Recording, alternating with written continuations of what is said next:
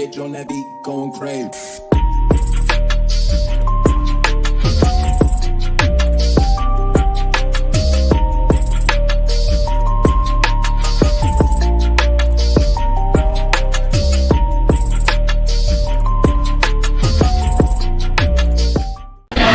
Hey guys, Minnie Laverne with Katie Real Estate. Tyler Wahlberg, we are here for the post-game show. We're about to give away our last door prizes. We've got $100 worth of gift cards from Walk Ons and a $50 bar tab courtesy of Chips Daiquiris. Thank you, Chips. That's the one I'm rooting for. I really hope we get that one. So it is the post-game show, but the game is not over. The Bears just tied it up 23-23 with a last-second field goal, bringing us to overtime. And so it continues. It does. So overtime rules, if you don't know, first team to win the possession usually has the advantage. If you score a touchdown on that initial possession, the game is over. If they get a field goal, also if safety would end the game. If you get a field goal, we'll have a chance to score. So we're going to see what happens tonight in Chicago. It's been a nail biter all night, don't you think? Yes, we have been on the edges of our seats. It has. And look, I want to say thanks to Walk Ons for sponsoring this great event. They've been supporting us with the Saints Fan Club Acadiana for the last 3 years, keeping us fed. And, it's not a party unless you have some food. Absolutely, and they give us food every single week, and it's amazing. What is your favorite dish? I love the pasta. The pasta? Pasta's definitely a fan favorite. I love the boudin balls. I can't get enough of them fried boudin balls with that little, I don't know what the sauce is, but it was delicious. Wow, we had 2 winners from the same table tonight. That's a lucky table. That's where I'm going to sit next week. In 2 weeks. Yes, because that's a good point, Tyler. Thanks. We won't be back until the 15th when the Saints take on the 49ers. And the 49ers, I think, are doing pretty good this year. It's always a good game. I think we're going to have some big stuff in the works. I don't want to announce it too soon, but I think when we come back in 2 weeks, it's going to be a really good event. We're trying to bring some extra value for all our fans here and do something a little different. All right, game is over. Overtime is starting. Overtime is starting. Okay, what do y'all think? I think this is the worst call of the game right here. Well, They stripped the ball. We recovered it. Questionable, to put it lightly. Strip the ball. Maybe pass interferences that maybe should have been called. I think pass interference is the bane of the Saints' existence right now. At least for the last couple of years, we seem to always get screwed over on pass interference calls or non-calls, depending which side of the ball we're on. But the forward progress strip and then recovery that got returned to the Bears because of forward progress. I've never heard a rule. I don't think it's a real rule. I think they made it in Chicago. I don't know, but the Saints just made it first down every time. So. Oh, we're starting with the ball. All right. We got 10 minutes overtime. We can just put this away with an easy touchdown. Easy. And then we can just drink the rest of the night. Not a problem. Just a couple yards shy, but we got that next time. I agree, Mindy. So, out of all the prizes today, what was your favorite? Well, $100 is nothing to sneeze at. We gave away $200 prizes today, and Chips Daiquiris, $50 bar tab, probably has to be my favorite because that welcomes back all of our people for next time on the 15th. They get to drink for free. The winner of Squares got $50 cash. Every quarter we give away $50 from Squares. And every time you show up, don't forget, you get entered to win a cruise for two to somewhere in the Caribbean, leaving out of whatever port you want. I think you go. Yeah, I think you get to choose. I think there's maybe 3 or 4 options.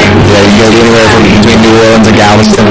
And then you also get entered for a chance to win 2 Saints tickets to the last home game of the season, which who knows if we're actually going to be able to go to the Superdome. Maybe they're playing at Raging, what's it called, Cajun Field or Tiger Stadium, because New Orleans is not open for business still. Wouldn't that be awesome if we could have a Saints game here at Haven Field. Nothing will make me happier. That'd be amazing. All right, first down. We are approaching the Bears side of the field. Now, field goal, as we said earlier, field goal only gets you 3 points if not win the game for you. Bears will have a chance to tie it or beat it, so we need a touchdown.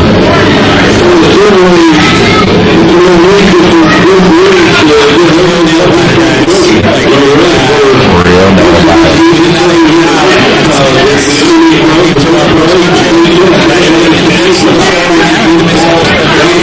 Yes, you were. Oh, yes. Camara. Go, baby. Go, baby. Oh, no, he dropped the ball. Oh, my God. Nail biter. So, yes, we are currently in the post-game show, but we are also currently in overtime, brought to you by Walk Ons, sponsored by Walk Ons, and we are fed by Walk Ons. Here housed by Chips Daiquiris on Shoutout School Road. We're so thankful for this awesome venue. Chip's gone well out of his way to accommodate us, put up extra TVs, drink specials, giveaways, whatever we want here. He helps us, this organization, as much as he can. And we got the projector working. Yes, big screen. I think we were going to have a projection screen earlier, but they pulled it out. They made it happen.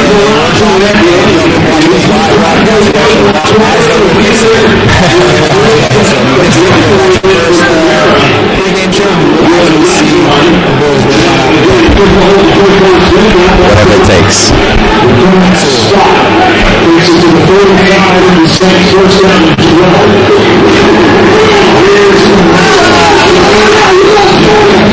So, Mindy, I got a question for you, a little bit of personal question. When did you become such a huge football fan? It was probably when I've always enjoyed football, but it really hit me when I was in high school, actually. I was on the video yearbook staff. Oh, really? And we used to be on the sidelines and we would video all of the football games. Right.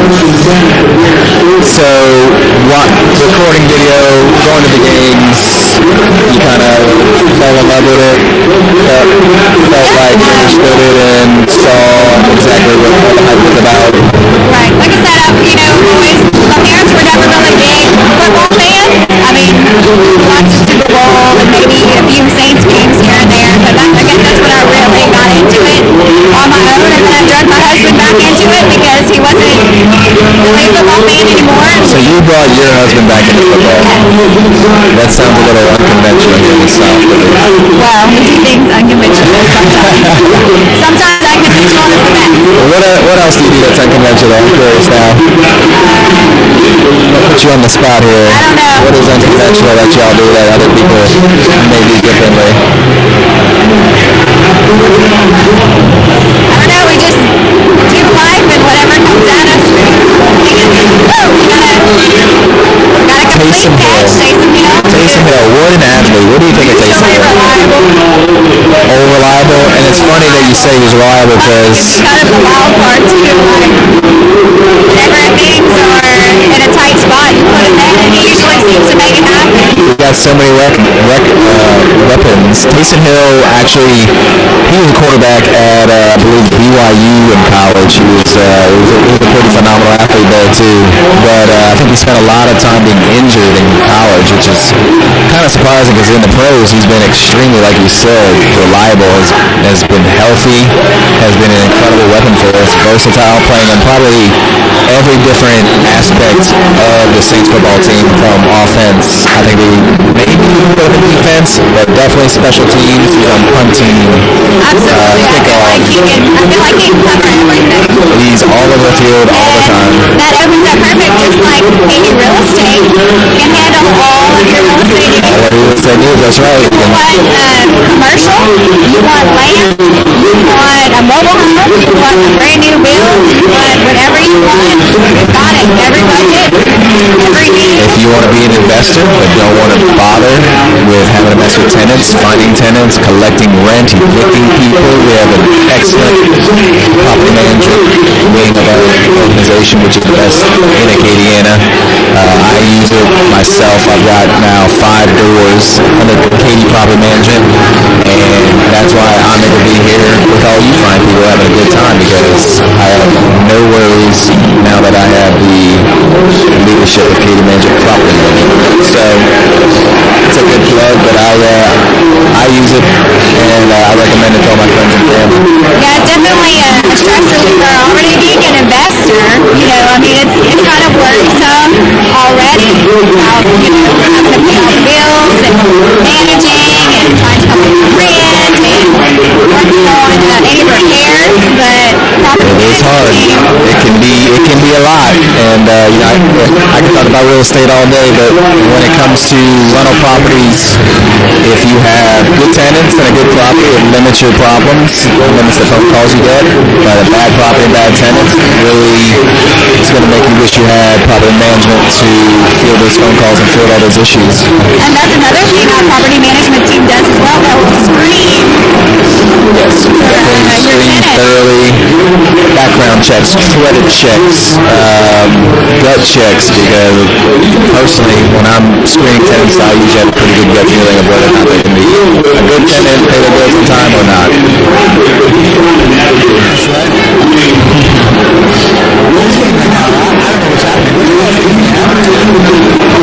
Almost looks like a little scuffle. How about earlier? Did you see that scuffle between? That was something else. I don't think I've seen such a violent act, non-football act on a football field since Andre Johnson with the Houston Texans fought Cortland Finnegan with the Tennessee Titans a few years ago.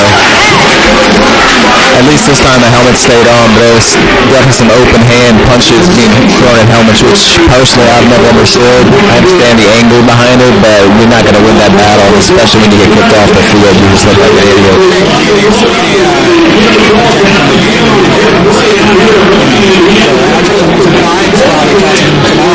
Yeah, my dad's watching the game with us here. He came all the way from New Orleans to watch the game with the Saints Fan Club Acadiana. He said, "Ooh, that was a bad move. That probably cost him a Porsche." Yes, things have definitely been on edge with the fans because the score, we don't know what's going to happen, but with the players, things have been really tense. Yeah, I mean, it's an emotional game. There's highs and lows. Football's a real representation of life. So then life, this football game has peaks and valleys.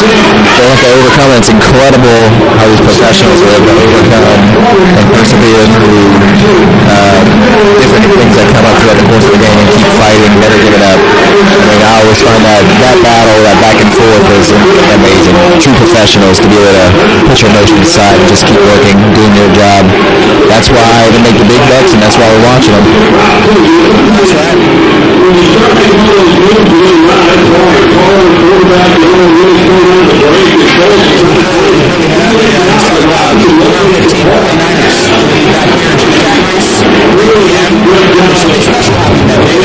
What's special that's happening that day, Tom? That day, it's a surprise. It's a super surprise.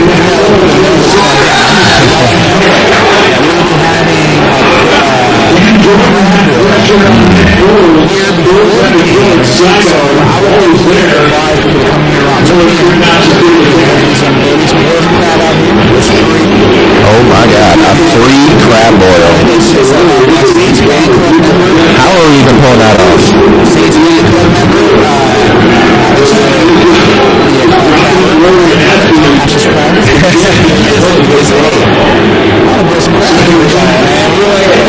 Man, we got some good people here. Yeah, that's awesome, and that's an amazing value because I know right now, crabs are selling for around $25 a dozen. $25 a dozen, you get it free. Yeah, I think at this point, crabs and crawfish are more expensive than sushi. That's right. So guys, here on the road 15,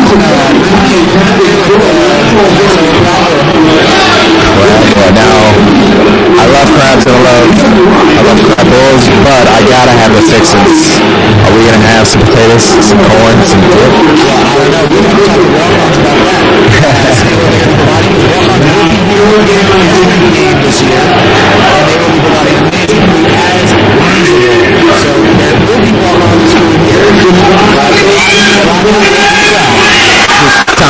So you're saying that not sack Nick Foles goes down on 3rd and 10 with 4 minutes left. They're on the what yard line? Looking like he's running on the field. They're going to have a punt now. Oh yeah, they're on their side of the field. It's time to punt it. So not only are we going to have crabs in November 15, but we're still going to have walk-ons catering this event. Yes, so if you don't feel like getting your hands dirty, feel some crabs, some delicious. Or just partake in both and we can roll your ass out of here. Drink special as always. $20 bottom shop beers and $10 most of the pictures. Most of the pictures. Yes, they give you an ice bucket of champagne and a little bottle of Bocatero orange juice. It's all about the ratio. And you gotta have more champagne than orange juice. Well, we give you the option. Personalized. We're all about making it work for you. Have you ever seen that the video on the interweb of it's probably some cooking show or drinking show, I'm not really sure, but it's a lady, she's making a cocktail and she has some vodka in her hand, she starts pouring it, and the recipe calls for 2 shots of vodka, and she starts pouring it. She pours about 5 seconds, which is probably a lot more than 2 shots of vodka, and she enjoyed the hell out of it. 2 shots of vodka. That sounds like my kind of drink. That sounds like I'm emotions. Champagne heaven. Oh yes. Harris. You know who Harris reminds me of is a little bit of Darren Sproles, you know. Same stature. I don't think he's as prolific as Darren Sproles. He was really something special before we lost him to Philadelphia. But Sean Payton definitely has his niche positions where he likes to fill those roles with similar type guys. He's got his offense that he likes to run a certain way. But you know, some people, maybe you can shed some light on this. Some people think Sean Payton is starting to lose his touch with play calling. I don't agree. I think Sean Payton is an amazing coach. I think he's been the best thing that's probably ever happened to the Saints. Better than Drew Brees? I think they're kind of on the same level. I think Drew Brees has been an amazing asset to the Saints. So, his time and done us well. So, Mindy, gun to your head. Would you rather retain Drew Brees or would you rather retain Sean Payton? Oh, Tyler, gonna make people hate me. I love Drew Brees. Oh no, I hear a butt coming. But I feel like he doesn't have it like he used to. Mindy. Can you please tell us what your home address is so we can know where to send a hate mail? And I still love him, and I'm glad we still have him. Of course we love him. Of course we love him. I think the point that you're trying to bring to light is that there is a much longer expiration date on head coaches than there is on older quarterbacks. Said if you made me pick, if I have to pick, I will choose to keep Sean Payton. Sorry. All right, next question. Let's let the people know. Guys, who would you pick? Disagree. Let's go. Just let us know either way. Would you rather keep Sean Payton or would you rather keep Drew Brees? Let us know what you think. We've got 2 for Sean Payton. Only not based on love. It's a business decision. You can keep coaching a lot longer than you keep quarterbacking. All right, Mindy, next question. Would you rather, this is my favorite game, would you rather keep Taysom Hill or Alvin Kamara? Think about this. Let's discuss it a little bit. On one hand, you have a prolific running back. I think he's got the most yards in scrimmage this year in the entire NFL. Have you seen my shirt? It says Brees and Kamara 2020. Maybe Right. That's why I'm asking the question though, because you have Brees and Kamara, but you already picked Sean Payton over Drew Brees. So I don't know what kind of false advertising this is and fake news you're advertising. I do love Drew Brees. I think he's still an amazing player. So you're saying you don't like Taysom Hill? No, I do like Taysom Hill. I do like Taysom Hill, but I can't put the entire team on my shirt. No, I think, like we said, Taysom Hill has been a valuable asset over the last few seasons. He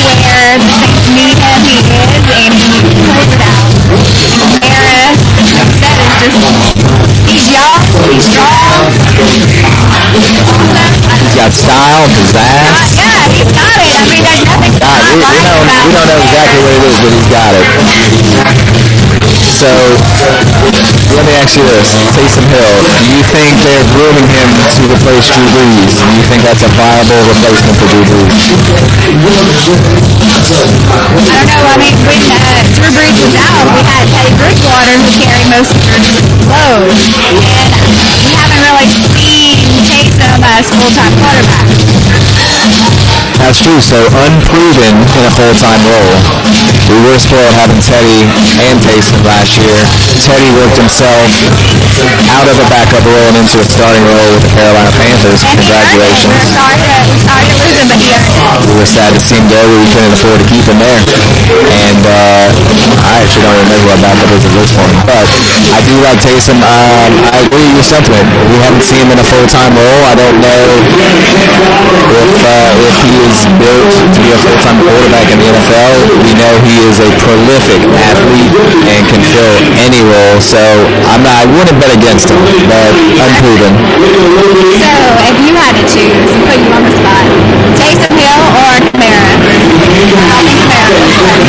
So there's a lot of ways to look at this, right? Alvin Kamara is a running back. He's young, he's healthy, but running backs have a short shelf life in the NFL. You're only going to get a couple good years out of him.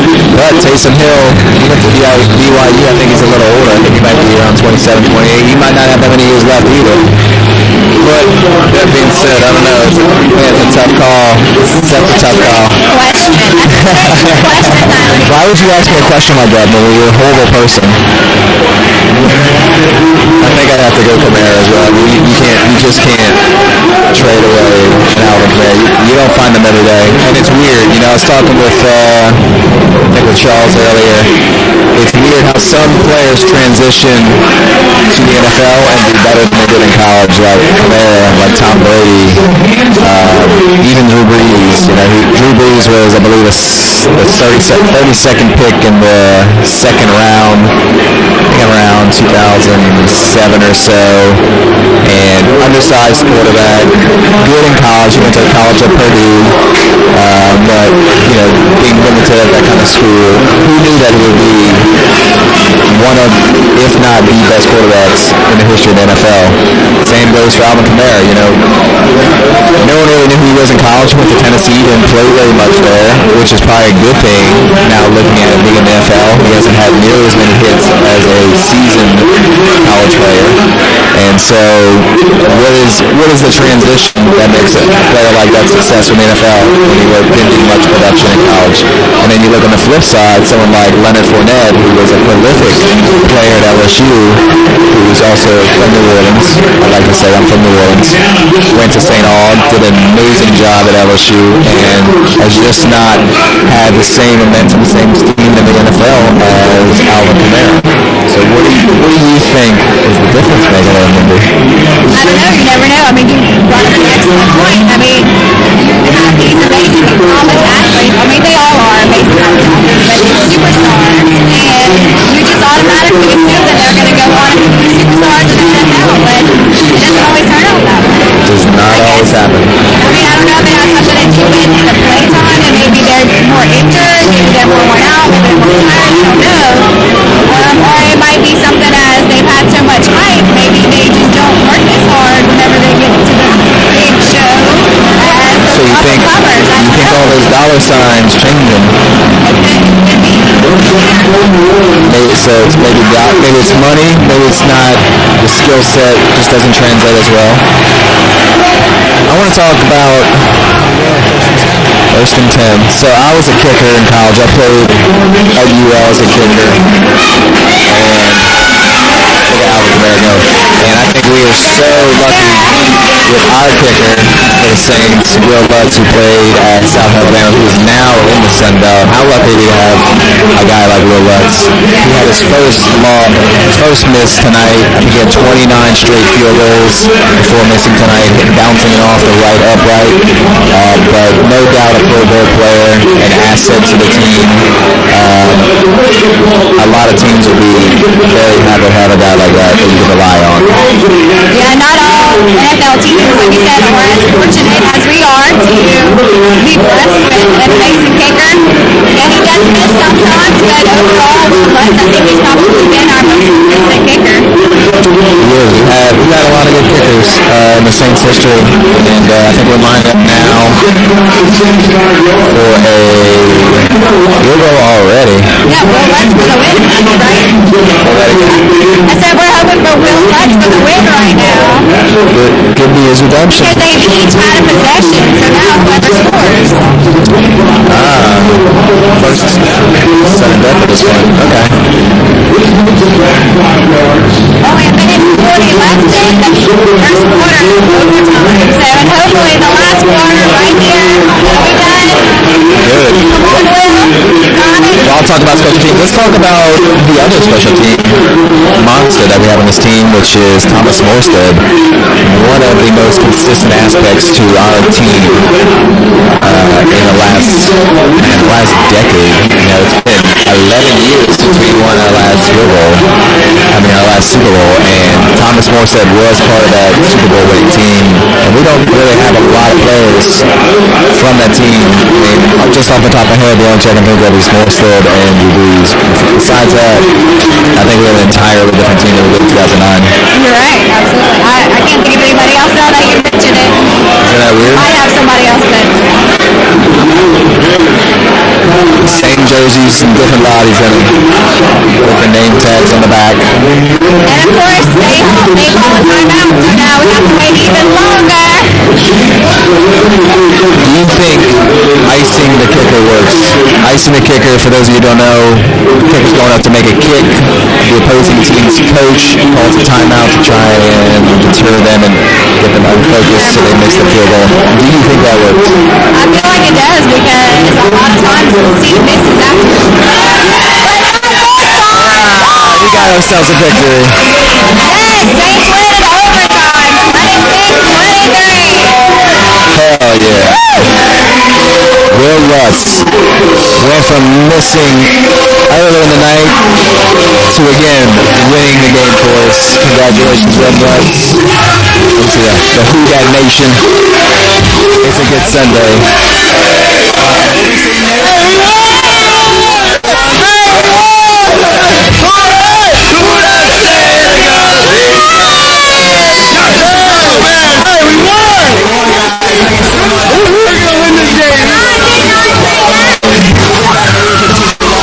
Number 15, pair of Chips